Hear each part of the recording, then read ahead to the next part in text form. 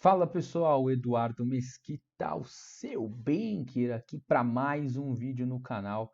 Hoje eu estou muito empolgado porque eu vou falar sobre o melhor livro da história que eu já li, tá? Que livro é esse? Ah, fica aí que a vinheta tem só 10 segundos.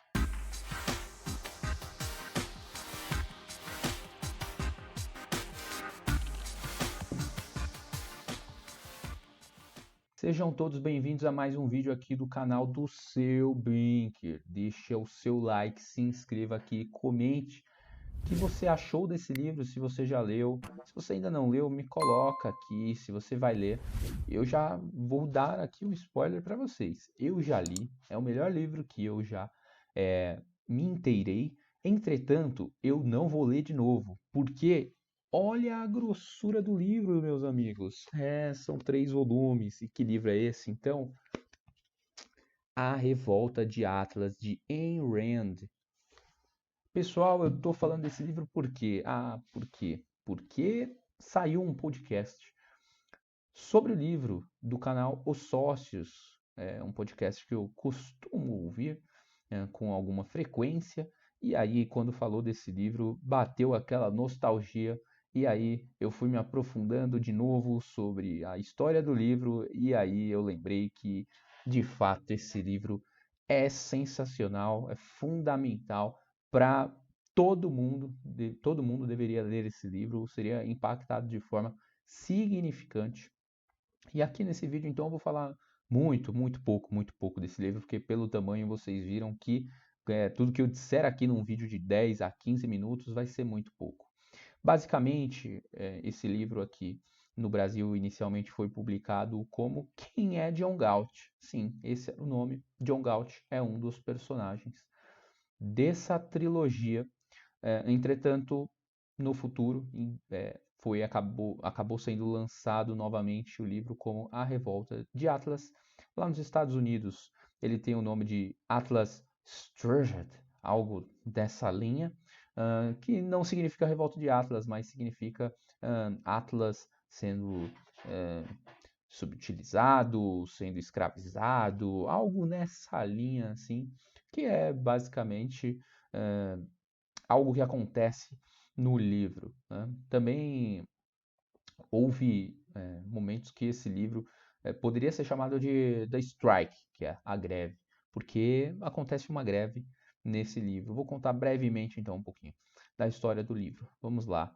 Basicamente, existem alguns motores na economia dos Estados Unidos ali na década de 50, mais ou menos, onde foi escrito esse livro. E claro, são pessoas fictícias, mas não foge muito da nossa realidade. Existiam pessoas que eram a locomotiva do mundo naquele momento, que tinham ou suas empresas, suas habilidades, e eram muito destacadas naquele momento por conta de seu grande desempenho, seja pessoal ou de empresas. Entretanto, o governo acabava asfixiando essas pessoas ou empresas para pagar bastante impostos ou reduzir a sua atuação para que seus concorrentes conseguissem competir com eles e assim, obviamente, prejudicando toda a produtividade da economia do país, fazendo com que em algum momento essas mentes brilhantes se rebelassem e saíssem da frente da condução dos seus negócios e desaparecessem. Eu vou dar um grande exemplo aqui, onde um grande industrial, um grande produtor de petróleo acabou sendo convencido por John Galt a deixar os seus negócios por conta de todo o sufocamento que o governo fazia, e ele basicamente deixou a sua petrolífera toda incendiada, ali pegando fogo em tudo, porque ele saiu de lá, mas tocou fogo no negócio e simplesmente falou: tá aí de volta para vocês o que vocês querem, mas aí vocês têm da mesma forma que eu encontrei, ou seja, se vocês querem usurpar do que eu construí, vocês primeiro devem construir assim como eu construí. Muito bacana e mostra a rebeldia aí desse grande mestre da época da história do livro. Mas eu não vou me aprofundar ainda mais. Esse livro aqui é um romance, ele tem ali diversos casos de eh, amor entre alguns personagens, a Dagny Target, que é uma dona de uma rede de ferrovias. Primeiro ela se apaixona por. Era apaixonada, na verdade, por Francisco d'Anconia, que é um rebelde ali, muito inteligente, que acabou se revoltando por conta dessas questões do governo, e aí virou rebelde. Ele ficava diversas vezes questionando as mentes brilhantes do porquê estavam fazendo aquilo ainda depois de tanto ser pressionados, sufocados pelos governos. Também ela se apaixonou por Herc Harden, que era um produtor de aço e fornecedor da Target Continental a fornecer ali aços para as linhas férreas. E por fim ela acaba se apaixonando por quem? John Galt, o herói do livro, pode-se dizer assim. E aí, falando um pouquinho sobre a filosofia aqui de Ayn Rand, tá? Ayn Rand, ela é russa, era russa, ela já faleceu, era russa e fugiu aqui para os Estados Unidos. Aqui não, né? Fugiu para os Estados Unidos por conta de todo o cenário de comunismo que vivia ali na Rússia. Se eu não me engano, seu pai tinha uma loja de sapatos e acabou sendo expropriado da sua loja pelo governo, pegando e tomando o controle da empresa. Afinal, o comunismo ali estatizou praticamente todas as companhias, empresas privadas na Rússia naquela época. E aí ela fugiu daquilo ali, ela sempre teve desejo de se tornar, trabalhar no cinema, e aí ela até estudou para isso, escreveu alguns romances, que alguns foram para o teatro, mas ela acabou se aprofundando na questão de literatura mesmo, escreveu alguns romances. Esse não vou conseguir pegar ali, mas o livro A Nascente é um livro fenomenal, foi um livro escrito antes do A Revolta de Atlas. Hoje, se eu pudesse escolher qual livro eu leria de novo, por mais que A Revolta de Atlas seja um romance assim épico, maravilhoso e que para mim é o melhor livro que eu já li, hoje eu leria A Nascente. Tem um foco muito parecido, mas um pouco mais focado no indivíduo e não na sociedade, assim como A Revolta de Atlas, e é um pouquinho mais curto porque são 2 livros, não 3 como A Revolta de Atlas. Então, por focar um pouco mais no indivíduo em si, não na sociedade composta por diversos indivíduos, eu prefiro o A Nascente em ler de novo, embora o A Revolta de Atlas seja melhor na minha concepção geral.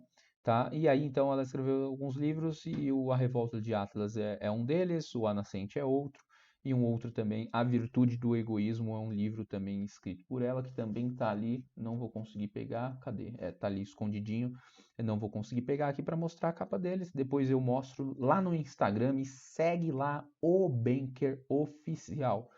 Tem que ser o oficial, hein?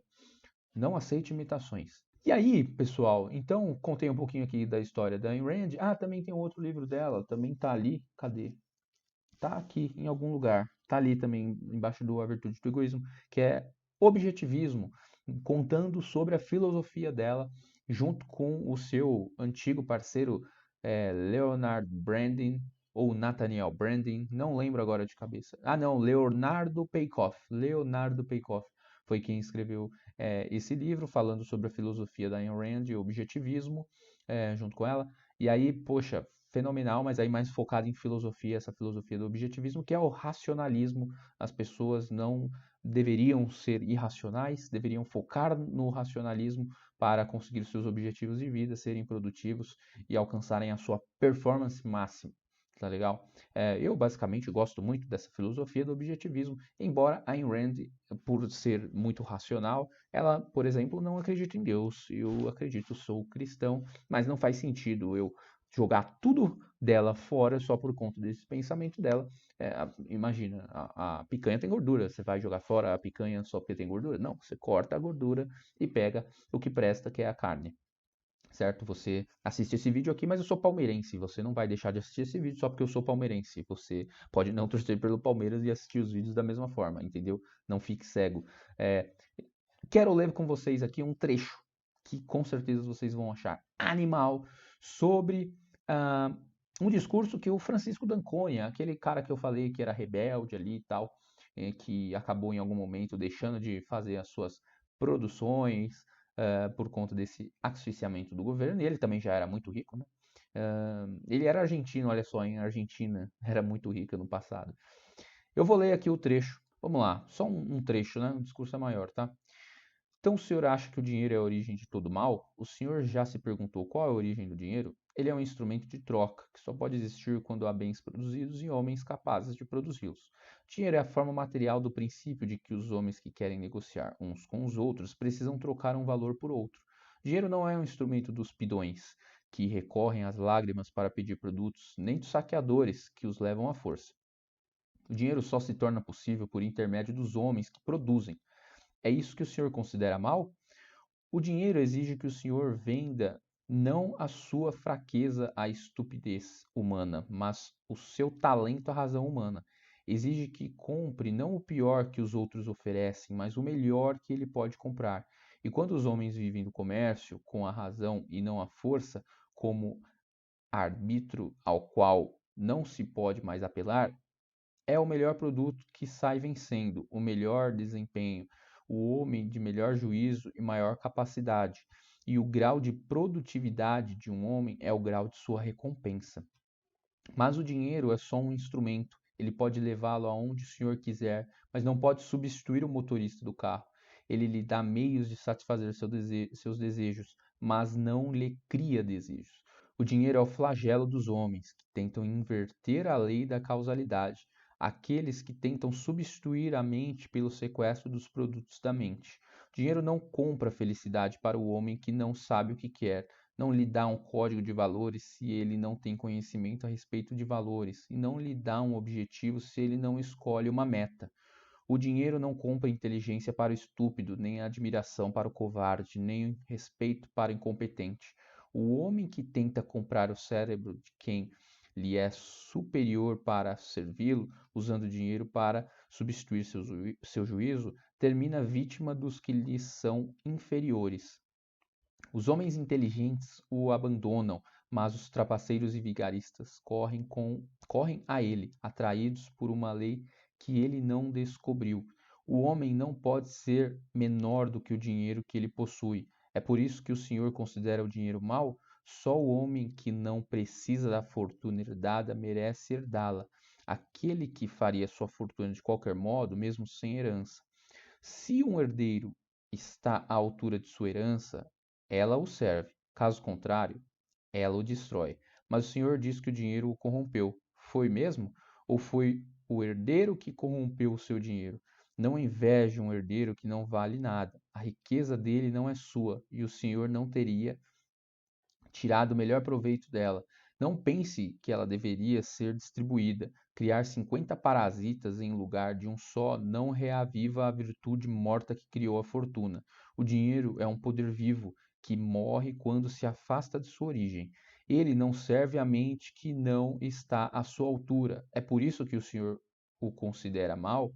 Amar uma coisa é conhecer e amar sua natureza. Amar o dinheiro é conhecer e amar o fato de que ele é criado pela melhor força que há dentro do Senhor, sua chave mestra, que lhe permite trocar o seu esforço pelo dos melhores homens que há. O homem que venderia a própria alma por um tostão é o que mais alto brada que odeia o dinheiro. Ele tem bons motivos para odiá-lo. Os que amam o dinheiro estão dispostos a trabalhar para ganhá-lo. Eles sabem que são capazes de merecê-lo. As pessoas odeiam o dinheiro ou desejam um sistema em que não tenham que trabalhar para obtê-lo. São as pessoas que não acreditam que merecem o dinheiro e não querem fazer o trabalho necessário para se tornar bom o bastante para merecê-lo. Último aqui trecho, aqui, né, do texto, mas é muito maior esse discurso. Então o Senhor verá a ascensão daqueles que vivem uma vida dupla, que vivem da força, mas dependem dos que vivem do comércio para criar o valor do dinheiro que saqueiam. Esses homens vivem pegando carona com a virtude. Numa sociedade em que há moral, eles são os criminosos e as leis são feitas para proteger os cidadãos contra eles. Mas quando uma sociedade cria uma categoria de criminosos legítimos e saqueadores legais, homens que usam a força para se apossar da riqueza de vítimas desarmadas, então o dinheiro se transforma no vingador daqueles que o criam. Tais saqueadores chegam não a perigo em roubar homens indefesos depois que aprovam uma lei que os desarme, mas o produto de seu saque acaba atraindo outros saqueadores, que os saqueiam como eles fizeram com os homens desarmados. E assim a coisa continua, vencendo sempre não o que produz mais, mas aquele que é mais implacável em sua brutalidade. Quando o padrão é a força, o assassino o vence, o batedor de carteiras. E então essa sociedade desaparece em meio a ruínas e matanças. Isso aqui é só um breve trecho, que é muito profundo, que é absurdo, que Francisco d'Ancona está rebatendo ali um senhor em uma festa, que ele começa a comentar que o dinheiro é a raiz de todos os males e blá blá blá, que a sociedade só está assim por conta desse amor ao dinheiro e etc, que existem pessoas muito ricas que não precisam de tanto dinheiro e que existem muitas pessoas passando necessidades e blá blá blá, e aí tem esse texto aqui que é humilhante e fala toda a realidade sobre a concepção de pessoas que fazem, dão o seu melhor em busca do dinheiro, mas que o dinheiro não é uma finalidade em si só, como é colocado ali. A pessoa tem que ter objetivos, tem que ter, primeiro de tudo, uma ética de produção voltada à produtividade e construção de um legado. E aí, pessoal, você vai ler esse livro? Coloca aqui nos comentários. Eu poderia ficar falando desse livro aqui, mas esse vídeo já está para acabar, então não deixe de compartilhar com os seus amigos. Vou deixar aqui também na descrição o podcast lá dos sócios para vocês ouvirem um pouco mais de maneira aprofundada, com um filósofo também falando sobre o livro A Filosofia da Ayn Rand e outros tipos de filosofia que podem estar ali acerca do objetivismo. Eu te vejo num próximo vídeo e tatararara, eu.